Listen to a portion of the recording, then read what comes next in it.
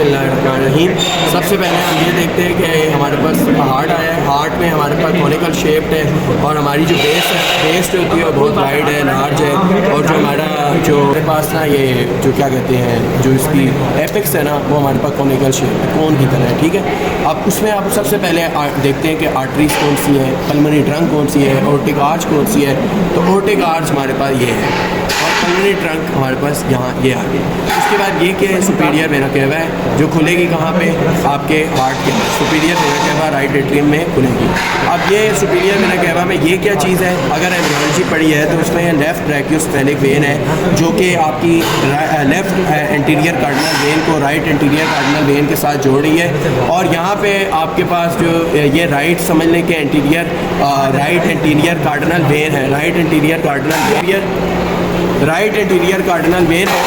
और right anterior cardinal when में ये हमारे पास इंटरनल जुगुलर वेन है, इंटरनल जुगुलर वेन। और पीछे हमारे पास आ जाती है राइट सबक्लेवियर वेन। ठीक है, तो क्या था, राइट एंटीरियर कार्डिनल वेन थी, इंटरनल जुगुलर वेन बनाई इसने, पीछे जो है राइट सबक्लेवियर वेन बनाई, नीचे इसका सुपीरियर वेन कहवा है। ये लेफ्ट ब्रैकियोस्फेरिक वेन है, कहाँ से आ रही है, लेफ्ट एंटीरियर कार्डिनल वेन से। और बाकी के जो लेफ्ट एंटीरियर कार्डिनल वेन के जो पार्ट्स हैं वो शो यहाँ पे नहीं हुए। इसके बाद यहाँ पे ऑर्टिक आर्च पे आते थे। ऑर्टिक आर्च में हमारे पास क्या कि हम एफएससी से क्या पढ़ रहे हैं कि ब्रैकियोस्फेरिक आर्टरी, अब उसके साथ लेफ्ट कॉमन करोटिड आर्टरी और लेफ्ट सबक्लेवियन आर्टरी। ठीक है जी, और ये जो ब्रैकियोस्फेरिक आर्टरी होती है ना, ये राइट सबक्लेवियन आर्टरी देती है। ठीक है, अब इसमें हम पल्मोनरी ट्रंक में देखते हैं। पल्मोनरी ट्रंक में ये हमारे पास क्या बना रही है जी, पल्मोनरी आर्टरी बना रही है। आगे जाके दो पल्मोनरी आर्टरी होंगी और ये खोल के दिखा भी रहा है कि हमारे पास दो पल्मोनरी आर्टरी, ये हमारे पास होगी लेफ्ट पल्मोनरी जो है लेफ्ट पल्मोनरी आर्टरी और ये फिर राइट पल्मोनरी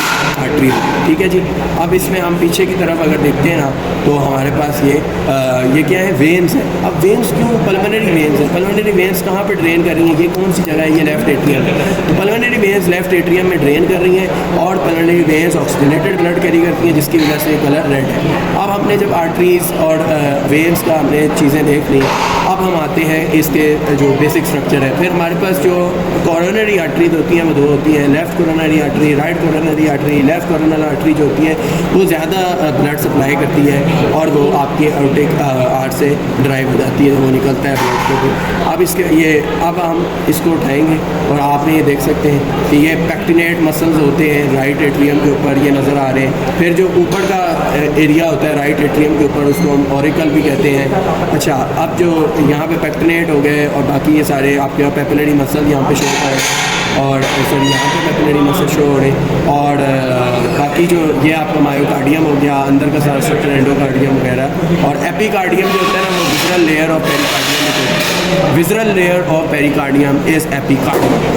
पेरिकार्डियम 3 लेयर्स होती हैं जो इसको सराउंड करते हैं। वो क्या है, एक है फाइब्रस पेरिकार्डियम, फाइब्रस के बाद सीरस पेरिकार्डियम, सीरस पेरिकार्डियम है पाराइटल पेरिकार्डियम और विज़रल पेरिकार्डियम। विज़रल पेरिकार्डियम को हम फाइब्रस वो कहते हैं, विज़रल पेरिकार्डियम को हम एपिकार्डियम कहते हैं। तो आप ये याद रखें कि हमारे पास ये आ गया ट्राइकस्पिड वॉल्व, क्योंकि ये राइट जगह थी। ट्राइकस्पिड में ये 3 आप देख सकते हैं, वेल्वुलर कस्प है। वेल्वुलर कस्प जो है वो आपके कोलेजुलस इलास्टिक फाइबर से बने होते हैं। और फिर हमारे पास जो ये राइट लेफ्ट जगह है, उसमें हमारे पास मिट्रल वॉल्व है या फिर बाइकस्पिड वॉल्व है, तो इसमें हमारे पास 2 कस्प होंगे। ठीक है, अच्छा, अब आपके पास जो बाकी ये लेफ्ट एट्रियम है। और एक बात और याद रखें, ये क्या दिखाया हुआ है, ये फोसा अबाइलिस दिखाया हुआ है। कौन सा फोसा दिखाया हुआ है, फोसा अबाइलिस दिखाया हुआ है। क्या है, फोरामेन ओवल।